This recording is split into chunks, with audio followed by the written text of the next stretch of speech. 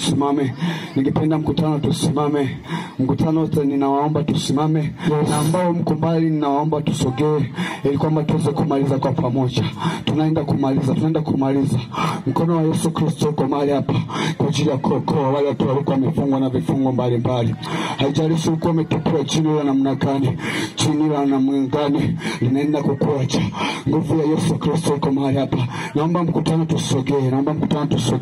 Tunaenda kumaliza kabisa. Mkono wenye uwezo wa kuokoa uko mahali hapa. Yesu Kristo uko mahali hapa kwa ajili ya kusamehe dhambi zako. Usifanye moyo wako kuwa mgumu. Usiwe kama watu wa kipindi cha Nuhu ambao walijisahau katika usinzi na ulevi, hatimaye wakashitukia dunia imeshagarikishwa na maji mengi. Haitakiwi na wewe kukuta hayo. Msaada wetu ni Yesu Kristo. Kimbilio letu ni Yesu Kristo. Wakati wa mateso, Yesu Kristo ndiye mwenye uwezo wa kutukomboa, ndiye mwenye uwezo wa kutunusuru na gharika.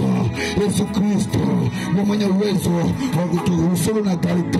Yesu Kristo ndiye safina yetu itakayotunusuru na mateso mazito ambayo yanaenda kuipiga dunia. Mabaya yote ambayo unaenda kuipiga dunia tutaepuswa nao kwa jina la Yesu. Tutaepuswa na mateso ambayo yanaenda kukikumba kizazi kinachokuja.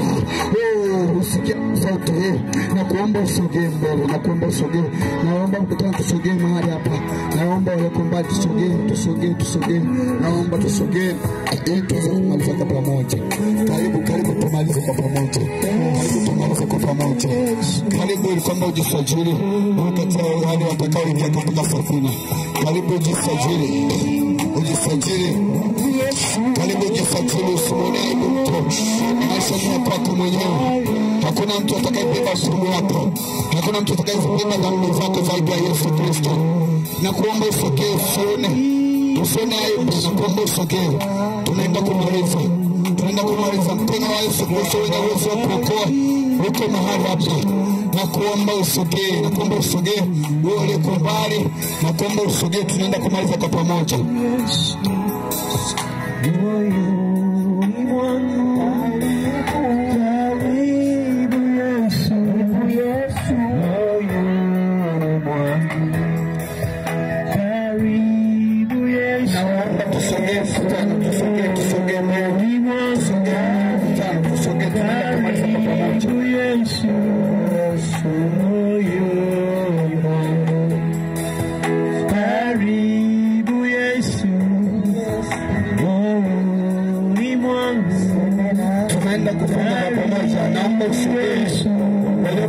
Naomba tusogee. Na wale wako karibu naomba tujaze hiki kiunga. Tunaenda kuomba kwa pamoja, tunaenda kumaliza.